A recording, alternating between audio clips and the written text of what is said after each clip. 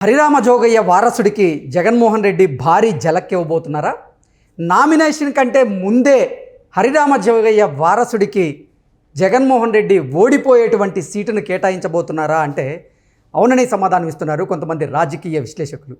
ఇక ఇదే అంశానికి సంబంధించి మనతో మాట్లాడేందుకు ప్రముఖ రాజకీయ విశ్లేషకులు అంకమరావు గారు మనతో ఉన్నారు. సార్తో మాట్లాడదాం. సార్ నమస్తే. సార్ నమస్తే కృష్ణ గారు.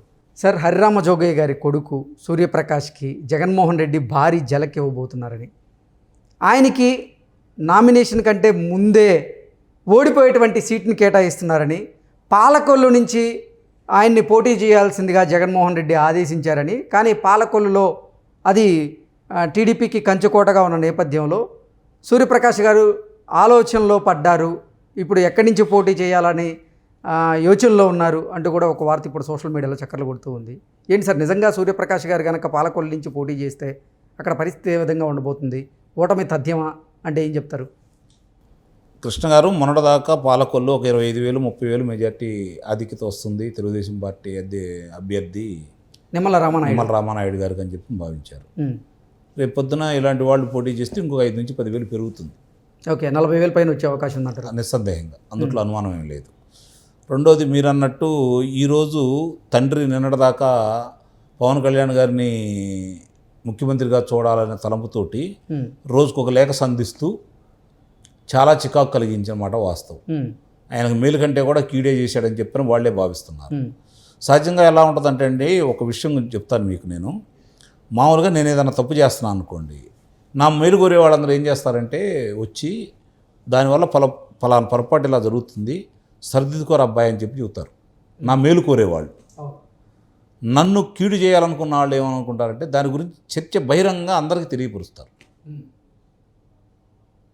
ఇక్కడ జరుగుతుంది ఏంటంటే పవన్ కళ్యాణ్ గారు రోజు రోజుకి బలపడుతూ ఉంటే దాన్ని ఓర్చుకోలేని కొంతమంది, గతంలో బాధ్యత తీసుకుని ఆయన ఓటమికి కారణమైన వాళ్ళు కొంతమంది, అందుట్లో వీళ్ళ తండ్రి గారు ఇదే భీమవరంలో ఆ రోజు చిరంజీవి గారికి పాలకొల్లులోనూ భీమవరంలో ఈయన్ని తీసుకొని ఇద్దరికి కూడా బాధ్యత నేనే తీసుకుంటానని చెప్పని గెలిపిస్తానని చెప్పి 2 చోట్ల ఓడిపోవడం కూడా జరిగింది.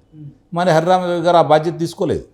గతంలో ఆయన తెలుగుదేశం పార్టీగా మంత్రిగా చేశారు, వివిధ పదవులు నిర్వహించారు. అయినా సరే తెలుగుదేశం పార్టీ మీద ఉన్నటువంటి వ్యక్తిగత కక్ష గురించి నేనేదో కాపులకి మా కాపు ముఖ్యమంత్రి కాబోతున్నాడు, దాని నా వంతు సాయం చేస్తానని చెప్పని నమ్మించేసి ఆ విధంగా ప్రచారం చేసి వాళ్ళ భ్రమల్లో పెట్టి వాళ్ళ బలాలని బలహీనతల్ని ప్రజలకు అర్థమయ్యే రీతిలో కాకుండా వీళ్ళు వెనకమాలుండి చేయడం కూడా జరిగింది. ఈరోజు పవన్ కళ్యాణ్ గారు తెలియగా దాన్ని గుర్తించేసి వీళ్ళని దూరంగా పెట్టాడు. ఈయన కావచ్చు, లేకపోతే ముద్రగడ పద్మనాభం గారు కూడా కావచ్చు. ఇక్కడ ఇప్పుడు ఈ వెళ్ళి నిన్నదాకా మాట్లాడిన ఈయన పవన్ కళ్యాణ్ గారిని ముఖ్యమంత్రిని చేయాలని చెప్పి కోరుకున్నటువంటి హరిరామ జోగయ్య గారు ఈరోజు వాళ్ళ అబ్బాయి వచ్చి ఇక్కడ పార్టీలో చేరాడు. అంటే దీన్ని బట్టి స్పష్టంగా ప్రజలకు అర్థమైంది ఏంటంటే ఆ కాపు సంఘాలకు కావచ్చు, ఆ కాపు సంఘ నేతలకు కావచ్చు, లేకపోతే కార్యకర్తలకు కావచ్చు అర్థమైంది ఏంటంటే ఇప్పుడు దాకా ఇటు ఉన్నట్టు నటించేసి ఇక్కడ జగన్మోహన్ రెడ్డి కోవర్ట్లుగా ఉన్నారని చెప్పని భావించాల్సి వస్తుంది. వాళ్ళు చాలామంది కూడా ఇదే అభిప్రాయం వ్యక్తం చేస్తున్నారు. నేను ఒకళ్ళిద్దరిని అడిగినప్పుడు కూడా ఇదే అభిప్రాయం వ్యక్తం చేస్తూ ఉన్నారు. అంటే దీన్ని బట్టి అర్థమవుతుంది ఏంటి, పవన్ కళ్యాణ్ గారు కావచ్చు, ఆ రోజు చిరంజీవి గారు కావచ్చు, వాళ్ళు ముఖ్యమంత్రి కావాలని వీళ్ళైతే కోరుకోలేదని చాలా స్పష్టంగా అర్థమైపోతూ ఉంది. ముఖ్యమంత్రి అయ్యే విధంగా వాళ్ళకి సూచనలు సలహాలు ఇచ్చి ముందుకు తీసుకెళ్ళలేదనేది చాలా స్పష్టంగా అర్థమైపోతూ ఉంది. అది తప్పెవరిదన్నా కావచ్చు. ఈరోజు నింద మాత్రం పవన్ కళ్యాణ్ గారి మీద వేస్తున్నారు కాబట్టి వీళ్ళు, అది వీళ్ళ పాత్ర కూడా ఎంత ఉందని చెప్పి ఈరోజు ప్రశ్నించుకుంటా ఉన్నారు. ఇక ఆయన మీరు అన్నట్టు ఎన్నికల ముందే ఆయన చేర్చుకున్న తర్వాత పాలకొల్లు ఇచ్చారు అంటేనే ఓడిపోయే, ఇప్పుడు నాకున్న సమాచారం ప్రకారం చూసుకుంటా ఉంటే శ్రీకాకుళం నుంచి మొదలుపెట్టుకొని నెల్లూరు వరకు ఈ 9 ఉమ్మడి జిల్లాల్లో ఒక్కొక్క జిల్లాకి ఒక స్థానం కూడా వచ్చే పరిస్థితి లేదు. ఓకే, ఈరోజు వైఎస్ఆర్సీపీ పార్టీ తెలుగుదేశం పార్టీ జనసేన కలిసిన తర్వాత ఆ పరిస్థితి మీరు చెప్పేదాని ప్రకారంగా 9 జిల్లాల్లో 9 స్థానాలు కూడా రాంటారు. నిస్సందేహంగా అనుమానమే లేదు. ఓకే, కొన్ని జిల్లాల్లో అయితే వీళ్ళు బోణి కూడా కొట్టరు. పశ్చిమ గోదావరి జిల్లాలో ఒక్క స్థానం కూడా వచ్చిందనే మాట మర్చిపోండి మీరు. ఓకే, తూర్పుగోదావరి జిల్లాలో 1-2 చోట్ల నువ్వాన్ని అన్నట్టు ఉంది తప్ప మిగిలిన 17 నియోజకవర్గాలు తెలుగుదేశం పార్టీ జనసేన కూటమి గెలుచుకోబోతోంది. ఓకే, కాబట్టి మిగిలిన చోట్ల అదిగే నేను చెబుతుంది, కొన్ని జిల్లాల్లో వీళ్ళు బోని కూడా కొట్టకపోవచ్చు. పరిస్థితి అలా ఉంది. అలాంటి పరిస్థితుల్లో దాన్ని ఎట్టొకటి అడ్డుకట్ట వేయాలని నిన్నటిదాకా ప్రయత్నం చేశారు. ఆ పొత్తు వీళ్ళు కలిసి ప్రయాణం చేయకుండా పొత్తు సఫలం కాకూడదని చెప్పని బాగా ప్రయత్నం చేశారు. కానీ అది ఇంకా రోజు రోజుకి బలపడింది. కానీ పాలకొల్లో కాపు సామాజిక వర్గానికి చెందినటువంటి ఓట్లు చాలా ఉన్నాయి కదా. అక్కడ కాప ఇంకో కులం, ఏ కులం వాళ్ళు ఆ కులానికి ఓట్లు వేస్తే వాళ్ళే గెలుస్తారు కదా. కాబట్టి ఏ కులం కూడా ఏ పార్టీ ఏమిటో సంపూర్ణంగా లేదు, ఇది ఒకటి గుర్తుపెట్టుకోవాలి. ఇవన్నీ మనం చెప్పుకోవడానికి రాజకీయంగా కొన్ని పనికొస్తాయే తప్ప ఏది కూడా ఏ కులం కూడా ఏ ఒక్క పార్టీకి అనుకూలంగా ఉండదు. కాకపోతే అత్యధికులు ఉండొచ్చు, అంతేగాని ఒక కులంతో ఏ పార్టీ కూడా మనుగడ సాగించదు.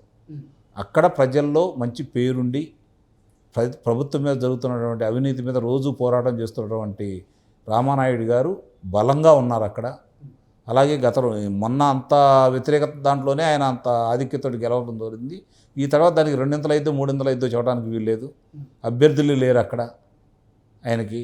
కాబట్టి ఇవన్నీ దృష్టిలో పెట్టుకున్న తర్వాత అక్కడ ఉన్న పరిస్థితుల్లో రోజు రోజుకి రామానాయుడు గారు బలపడతా ఉన్నారు, వైఎస్ఆర్సీపీ పార్టీ బలహీనం అవుతూ ఉంది. ఈ పరిస్థితుల్లో అందుకొచ్చిన అవకాశం నిన్నదాకా వాళ్ళ మనిషే, కాకపోతే అప్పుడు దాకా బయటపడలేదు. ఇప్పుడు బయటపడి పార్టీలో చేరాడు కాబట్టి ఇంకో బలిపశువుని అక్కడ బయటెత్తున్నారు. బలిపశువుని చేయటమే రామానాయుడు గారి మీద ఈ అబ్బాయిని నిలబెట్టారంటే ఈ అబ్బాయిని బలిపశువుని చేయటమే, అందుట్లో ఎలాంటి సందేహం కూడా లేదు. దానివల్ల ఆయనకు వచ్చే నష్టం లేదు, వైఎస్ఆర్సీపీ పార్టీకి వచ్చే ఉపయోగం లేదు. కానీ హరిరామ జోగయ్య గారు చేయని పదవి లేదు, అంటే ముఖ్యమంత్రి పదవి తప్పితే మిగతా మంత్రిగా పనిచేశారు, ఆయన శాసనమండలిలో పనిచేశారు, శాసనసభ్యులుగా పనిచేశారు, రాజ్యసభ సభ్యులుగా పనిచేశారు, ఎంతో అనుభవం ఉంది. ఆయన వాళ్ళ కొడుకుని గెలిపించుకునే పరిస్థితి లేదంటారా పాలకొల్లు? లేదు, అందుట్లో అనుమానమే లేదు, అందుట్లో అనుమానమే లేదు. ఆయన ఇప్పుడు ఒకప్పుడు పార్టీల అండతోటి ఆయన ఎదిగాడే తప్ప ఆయన వ్యక్తిగతంగా ఉన్నటువంటి ఆయనకున్న ప్రజాదరణ వల్ల ఆయన నాయకుడికి ఎదగల. ఓకే, కాకపోతే పెద్దవాడు అనేక పదవులు చేశాడు కాబట్టి ఆయన గౌరవించారు. అంటే కాపు నేతగా ఆయనకి మంచి పేరుంది. ఈ నేపథ్యంలో కాపులు ఆయన వైపు నిలబడే ఆ పరిస్థితి లేదని చెప్పింది. ఒక వ్యక్తి అమ్మట ఒక కులం మొత్తం ఎప్పుడు నిలబడదు, అత్యధికులు ఉంటారేమో. ఒక నియోజకవర్గంలో 2 లక్షల ఓట్లుంటే 1,01 ఓటు ఎవరికైతే పడుతుందో వాళ్ళు కదా ఆధిక్యతలో ఉండేది. ఆ 1,01 ఓట్లు ఒకే కులానికి ఎక్కడా లేవు కదా. ఏ నియోజకవర్గం చూసుకున్నా కూడా అందరూ కలిస్తేనే వాళ్ళు రాజకీయ నాయకులకు ఎదుగుతారు. ఇక్కడ జరుగుతున్నది కూడా అదే. కాబట్టి ఏంటంటే ఆ కులం వీళ్ళు చేసిన పని ఏంటంటే ఇప్పుడు దాకా పవన్ కళ్యాణ్ గారిని ఒక కులానికి అంటగట్టి ఒక కుల నాయకుడిగా వీళ్ళు సఫలీకృతం చేయాలని ప్రయత్నం చేశారు. ఆయన దాని నుంచి బయటపడి నేను ఒక కులాన్ని కాదు అందరూ నాకు కావాలని చెప్పి ఆయన బయటకు వచ్చేసాడు.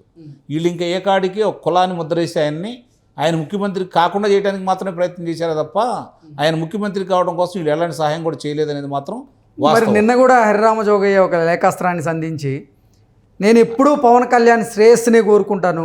అదేనండి, ఇందాక మీకు చెప్పాను కృష్ణ గారు, శ్రేయస్సు కోరుకునే వాళ్ళు మన లోపాలు ప్రపంచానికి తెలిసేటట్టు మాట్లాడరు కదా, సరి చేసుకోమంటారు. పెద్ద ఆయనగా వచ్చి గౌరవించి కూర్చొని మాట్లాడి ఇట్లా కాదు ఇట్లా అని చెబితే బాగుంటుంది కదప్ప. ప్రజలకు అందరికి ఇట్లా తెలియజేస్తున్నారు అంటే అది మేలు చేసినట్ట కీడు చేసినట్ట? నిస్సందేహంగా కీడు చేసినట్టే.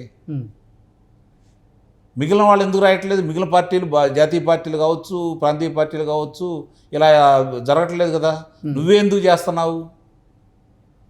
కాబట్టి మేలైతే చేయట్లేదు, కీడే చేయడానికి మాత్రం వాళ్ళు ప్రయత్నం చేశారనేది మాత్రం సుస్పష్టం. ఈరోజు ఆయన ఆ పార్టీలోకి వెళ్ళిన తర్వాత అది ఇంకా వాస్తవం అని చెప్పి అందరికీ నమ్మకం ఏర్పడింది. Okay okay sir, thank you so much.